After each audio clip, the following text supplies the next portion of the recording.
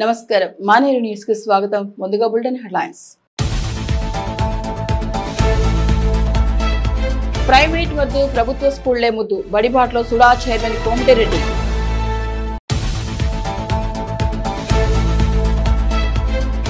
ప్రజావాణికి ఫిర్యాదులు సమస్యలు పరిష్కరించాలని వేడుకోలు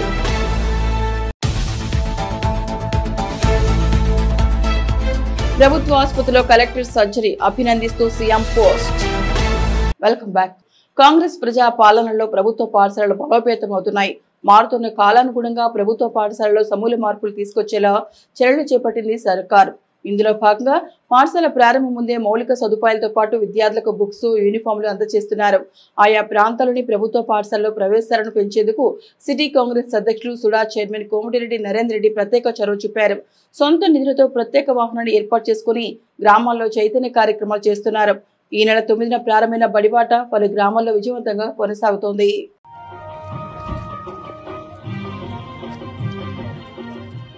కరీంనగర్ జిల్లా కొత్తపల్లి మండలం కమాన్పుర సుడా చైర్మన్ కోమటిరెడ్డి నరేందర్ రెడ్డి ఆధ్వర్యంలో బడిబాట కార్యక్రమం నిర్వహించారు. ఇక్కడ ప్రభుత్వ పాఠశాలలో తక్కువ మంది స్ట్రెంత్ ఉండడంతో తల్లిదండ్రులు చైతన్యం తీసుకొచ్చి ప్రవేశాలు పెంచేలా కార్యాచరణ తీసుకున్నారు నరేందర్ రెడ్డి. వాహనంతో పాటు కరపత్రాలు పంచుతూ ప్రభుత్వ పాఠశాలలోని సదుపాయాలను వివరించారు. ప్రభుత్వ పాఠశాలకు పూర్వ వైభవం తీసుకొచ్చేలా తమ కాంగ్రెస్ ప్రభుత్వం కృషి చేస్తుందన్నారు. ప్రైవేట్ కార్పొరేట్ కి ధీటుగా ప్రభుత్వ పాఠశాలలో అధునాతన బోధన సౌకర్యాలున్నాయని వివరించారు. ఆయన వెంట కాంగ్రెస్ నాయకులు శ్రవణ్ నాయక్ తదితరులున్నారు. ఈ సందర్భంగా చిన్నారులకు స్కూల్ బ్యాగ్స్ సామాగ్రి అందించి వారితో సంతోషాన్ని నింపారు సుడా చైర్మన్ నరేందర్ రెడ్డి. బడిబాటలో భాగంగా మండల కమాన్పూర్ గ్రామంలో కార్యక్రమం చేపట్టడం జరిగింది. ముఖ్యంగా పాఠశాలలో ఇప్పటికి 15 మంది విద్యార్థులు మాత్రమే ఉన్నారు. ఇంకా పూర్తి స్థాయిలో దీన్ని పెంచాల్సిన అవసరం ఉంది. గతంలో ఇంకా తక్కువ ఉండే కూడా ఉపాధ్యాయులు కొంత శ్రద్ధ తీసుకోవడం వల్ల ఈ మాత్రం స్ట్రెంత్ వచ్చింది. అయినప్పటికీ కూడా ప్రజల్లో ఆ తల్లిదండ్రులు ఇంకా పూర్తి అవగాహన రావాల్సినటువంటి అవసరం ఉంది.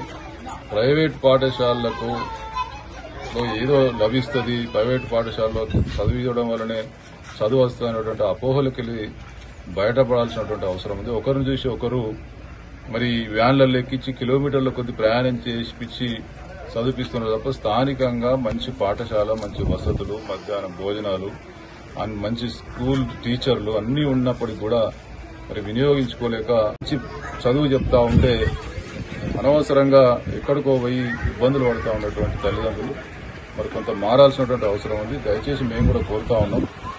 ఈ ఒకరు చూసి ఒకరు ప్రభుత్వ పాఠశాలలో చదివిస్తే అదేదో పెద్ద తక్కువగా, ప్రైవేట్ పాఠశాలలో చదివిస్తేనే ఏదో స్టేటస్ సింబల్ గా ఈరోజు ఉన్నటువంటి పరిస్థితులకు మార్పు రావాలని చెప్పి కోరుతా ఉన్నాం. కరీంనగర్ ప్రజావాణి కార్యక్రమానికి భారీగా దరఖాస్తులు వచ్చాయి. నగరంతో పాటు పట్టణాలు, గ్రామాల నుండి వచ్చిన బాధితులు జిల్లా అదనపు కలెక్టర్, ఇతర అధికారులకు తమ గోడు వెళ్లబోసుకుని సమస్యలు పరిష్కరించాలని వేడుకున్నారు. ప్రజావాణి కార్యక్రమానికి 307 దరఖాస్తులు రాగా ఎక్కువగా కరీంనగర్ నగరపాలక సంస్థకు చెందినవే ఉన్నాయి. కరీంనగర్ కలెక్టరేట్ ఆడిటోరియంలో వివిధ అధికారులతో కలిసి అదనపు collector Lakshmi Kiran, municipal corporation commissioner Praful Desai Prajavani కార్యక్రమం నిర్వహించారు. మొత్తం 307 దరఖాస్తులు రాగా ఇందులో 65 మున్సిపల్ కార్పొరేషన్ కు చెందినవే ఉన్నాయి. కరీంనగర్ ఆర్డీఓకు 15, రూరల్ తహసీల్దార్ కు 17 దరఖాస్తులు వచ్చాయి.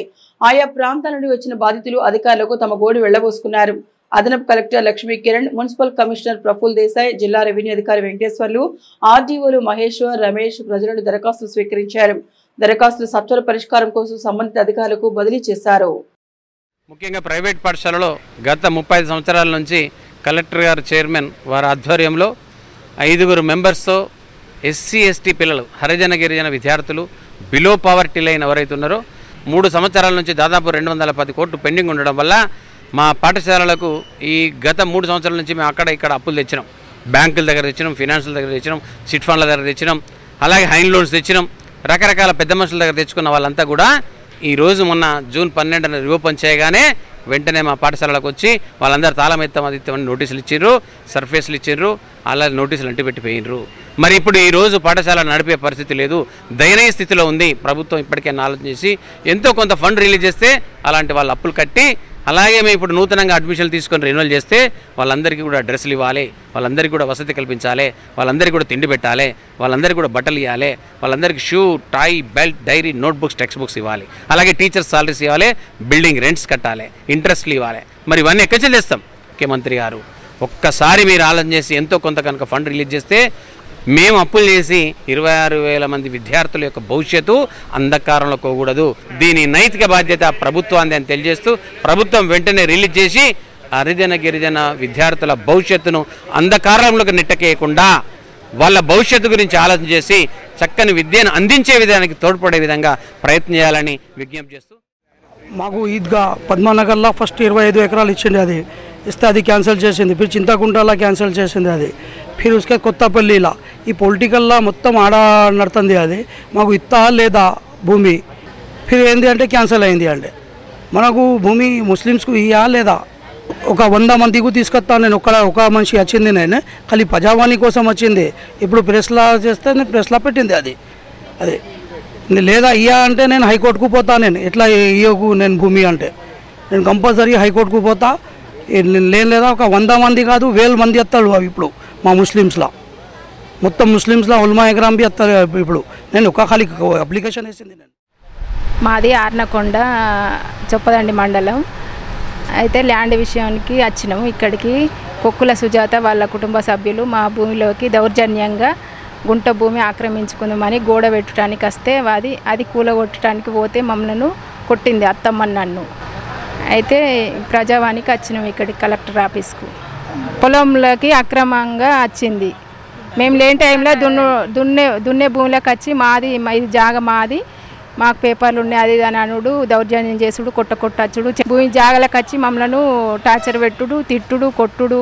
పోలీసులు వచ్చి ఆపు అమ్మ వాళ్ళ దాంట్లో మీరు ఏది చేయకుండా వర్క్ అంటే అప్పటి మంది అప్పుడు మళ్ళీ ఏదో విధిగా వాళ్ళు పోయినాక చెప్పిపోయినాక మళ్ళీ చేసుడు.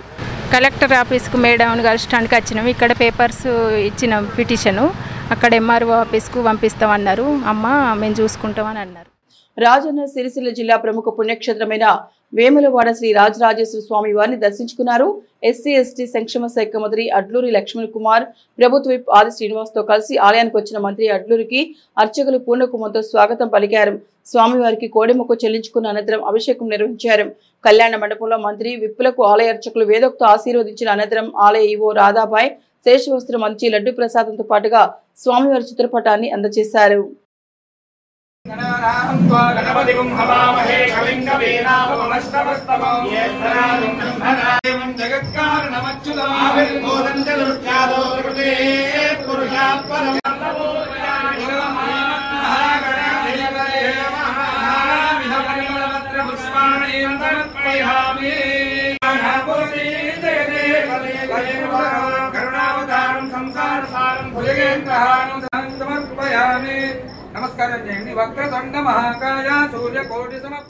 ట్రాఫిక్ నిబంధనలపై పాఠశాల విద్యార్థులకు అవగాహన కల్పించారు ట్రాఫిక్ పోలీసులు.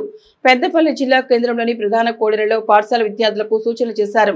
ట్రాఫిక్ నియమాలను ఖచ్చితంగా పాటించాలని, రోడ్డుపై వెళ్తున్న క్రమంలో అప్రమత్తంగా ఉండాలన్నారు. ప్రమాదాల నివారణ కోసం చేపట్టాల్సిన అంశాలపై విద్యార్థులకు వివరించారు.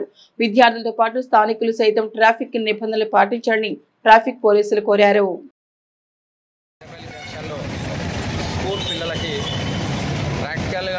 ట్రాఫిక్ అవేర్నెస్ ప్రోగ్రామ్ అనేది నిర్వహించడం జరిగింది.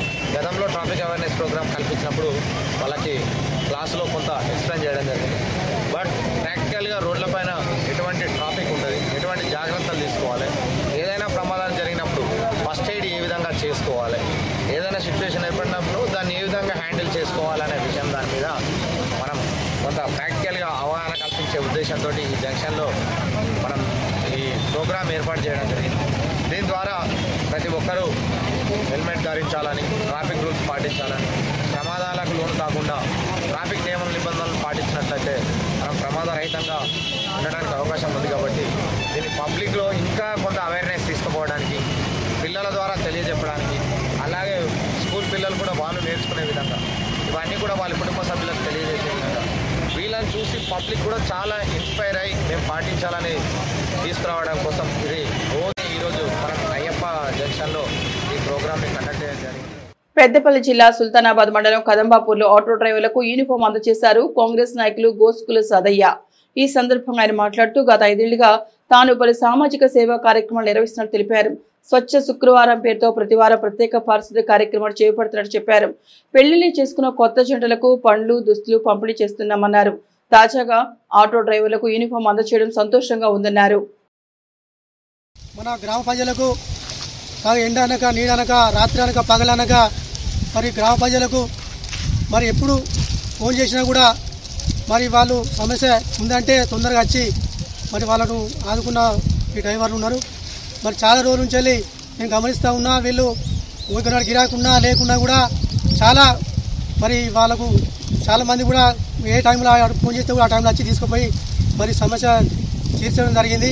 మరి నా తరఫున వీళ్ళు మంచిగా బాగుండాలని కేంద్ర ప్రభుత్వం కానీ రాష్ట్ర ప్రభుత్వం కానీ వీళ్ళకు ఆటో ఇన్సూరెన్స్ కానీ వీళ్ళ కుటుంబాలకు రైతుకు భరోసా లెక్క ఒక పత్రం ఇచ్చినట్టు మరి ఈ కుటుంబాలకు ఆటో నడిపే డ్రైవర్లకు గుర్తించి ముందుగా వాళ్ళకు ఒక భరోసా కల్పించి రాష్ట్ర ప్రభుత్వం కేంద్ర ప్రభుత్వం కానీ వాళ్ళకు ఒక పథకం లాంటి ఫస్ట్ అందేలా మరి ప్రభుత్వం పెట్టిన పథకాలు కూడా తొందరగా వీళ్ళకి అందేలా ఫస్ట్ మరి డబుల్ బెడ్రూమ్ కానీ ఏదైనా కానీ వీళ్ళకి ఒక భరోసా కల్పించి మరి ఆటో డ్రైవర్లు రోడ్డు మీద పడ్డారు కాబట్టి మరి చాలా వాళ్ళు ఆదుకోవాలని నేను కేంద్ర ప్రభుత్వం రాష్ట్ర ప్రభుత్వాన్ని కోరుకుంటా ఉన్నా.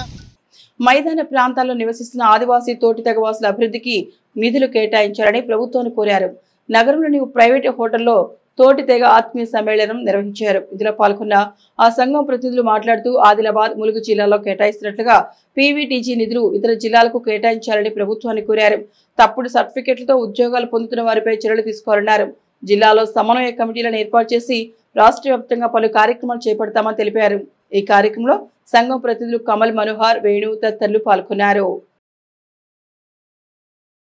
ఈరోజు ఆదివాసీ తోటి ఈ జిల్లాల్లో ఆదివాసీలో నివసిస్తున్న 9 తెగల్లో ఒకటైన తోటి తెగ కరీంనగర్ అనేది తెలంగాణకే తులామాణికం. ఈ నగరం నడి ఒడ్డున దీనికోసం రేపు మా జాతి భవిష్యత్ ఈ తెగల్లో పూర్తిగా ఏళ్ల మీద లెక్కబెట్టగల సంఖ్యాబలమైన మా తెగ రాజకీయ పరంగా, ఆర్థిక పరంగా అన్ని రంగాలలో పీవీటీజీ ఫండ్స్, ముఖ్యంగా పీవీటీజీ ఫండ్స్ 1700 కోట్ల నుంచి ఆశించాలనే సదే ఉద్దేశంతో సమైక్యమై ఒక కమిటీ తీర్మానం కోసం ఈ సభ జరుగుతుంది. ఈ సభలో మా సంస్కృతి, సాంప్రదాయాలు, మా ఆచార వ్యవహారాలు, ఆర్థికంగా వనరులు, మా జాతి యొక్క ఉనికిని భావ్య ప్రపంచానికి చాటి చెప్తూ ఈ జిల్లాలో దొంగ సర్టిఫికెట్లతో చెలామణవుతున్న దొంగ నా కొడుకులు రామజోగులను తరిమివేయడం కోసం ఒక సమన్వయ కమిటీ ఏర్పాటు చేయడం జరుగుతుంది. పీవీటీజీ సెంట్రల్ నిధులే కావచ్చు, మాకు కేటాయించిన నిధులే కావచ్చు, గిరిజన సంక్షేమ శాఖ ద్వారా మాకు రావాల్సిన ప్రతి రూపాయి మాకు చెందే వరకు ఈ పోరాటం నిరంతరం సాగుతూనే ఉంటుందని తెలియజేస్తూ ధన్యవాదాలు తెలియజేస్తున్నాం. కాంగ్రెస్ ప్రభుత్వం మీద చాలా గట్టి నమ్మకం ఉంది కనుక మా పీవీటీజీ ఇలాకు కావాల్సిన వనరులు, ఆదిలాబాద్ జిల్లాలో అందుతున్న ప్రతి వనరులు అన్ని జిల్లాలో నివసిస్తున్న మైదాన ప్రాంతాలన్నింటికి సమానంగా రావాలని దీనికి ప్రత్యేకంగా సీతక్క కమిటీ ఉంది. ఇప్పుడు నిన్ననే మా దగ్గర ఎస్టీ మంత్రి గారు వడ్లూరు లక్ష్మణ్ కుమార్ గారు మా కాన్స్టిట్యున్సీకి చెందిన వాళ్ళు కావడం మాకు అదృష్టం. మాకు ఈ ఫలాలన్నీ అందే వరకు పోరాడతాం. సామాజిక ప్రజాసేవలో ఎంఐఎం ప్రతినిధులు ముందుంటారన్నారు ఆ పార్టీ ఉమ్మడి కరీంనగర్ జిల్లా ఇన్ఛార్జ్ సయ్యద్ గులాం హుస్సేన్. జగిత్యాల పట్టణంలోని ఖిలాగడ్డ ఫంక్షన్ హాల్లో ఈద్ మిలాప్ కార్యక్రమంతో ఆయన పాల్గొన్నారు. ఎంఐఎం కౌన్సిలర్ రజీయుద్దీన్, సుమేరుద్దీన్ ఆజాద్ ఆధ్వర్యంలో నిర్వహించిన ఈ కార్యక్రమానికి గులాం హుస్సేన్ హాజరై మాట్లాడారు. వచ్చే స్థానిక ఎన్నికల్లో ఎంఐఎం అభ్యర్థులను గెలిపించాలని పిలుపునిచ్చారు. ఈ కార్యక్రమంలో ఎంఐఎం పార్టీ జగిత్యాల పట్టణ అధ్యక్షుడు యనూస్ నదీం, కోరుట్ల అధ్యక్షుడు రఫీ, ప్రధాన కార్యదర్శి వాజిద్, కౌన్సిలర్ రజీయుద్దీన్, నాయకులు సుమేరుద్దీన్, అజాద్, నౌమాన్, హఫీజ్ కురేషి, అబ్దుల్ రహీం, రెహాన్, నవీద్, తౌసీఫ్, హసీబ్, యాసర్, ఆమెర్ పాల్గొన్నారు.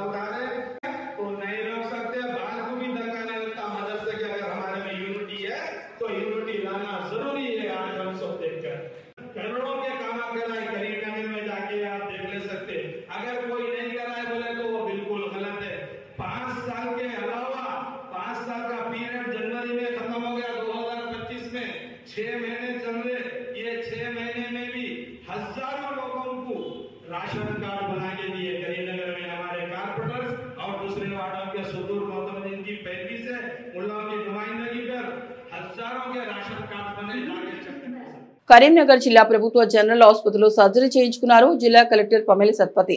ఈఎన్టీ సర్జన్ల ఆధ్వర్యంలో నజల్ సర్జరీ చేయించుకున్నారు కలెక్టర్. ప్రైవేటుకు ధీటుగా ప్రభుత్వ ఆసుపత్రులను శస్త్రచికిత్సలు, నాణ్యమైన వైద్య సేవలు అందుతున్నాయని సంకేతం ఇచ్చారు కలెక్టర్. ఈ నేపథ్యంలో సీఎం రేవంత్ రెడ్డి జిల్లా కలెక్టర్ పమేల సత్పతిని అభినందించారు.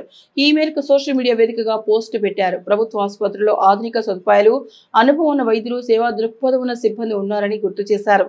సర్కార్ దవాఖానాలో నాణ్యమైన వైద్య సేవలు అందుతాయన్న నమ్మకం మాత్రమే ఇప్పుడు కావాలి. ప్రభుత్వ ఆసుపత్రిలో శస్త్రచికిత్స చేయించుకొని ఆ నమ్మకాన్ని కలిగించిన కరీంనగర్ జిల్లా కలెక్టర్ పమేల సత్పతికి నా అభినందనలని ఎక్స్ వేదికగా సీఎం రేవంత్ రెడ్డి ప్రశంసించారు. తెలంగాణ కాంగ్రెస్ కమిటీలో కరీంనగర్ ఉమ్మడి జిల్లాకు చెందిన పలువురికి పదవులు వరించాయి. ఇందులో టీపీసీసీ ప్రధాన కార్యదర్శిగా కాశీపాక రాజేష్ నియమితులయ్యారు. తొలిసారిగా కరీంనగర్ కు వచ్చిన ఈ సందర్భంగా ఆయనకు యూత్ కాంగ్రెస్ నాయకులు ఘన స్వాగతం పలికారు. ఎన్టీఆర్ విగ్రహం నుండి తెలంగాణ చౌరస్తా వరకు ర్యాలీగా వచ్చారు. ఈ సందర్భంగా స్థానిక నాయకులు ఆయన్ను గజమాలతో సత్కరించారు. అనంతరం డీసీసీ ఆఫీసులో పలువురు నాయకులు రాజేష్ ను సత్కరించారు.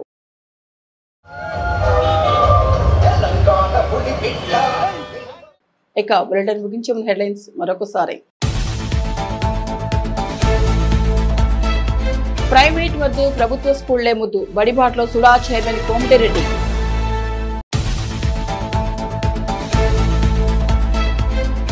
ప్రజావాణికి ఫిర్యాదులు, సమస్యలు పరిష్కరించాలని వేడుకోలు.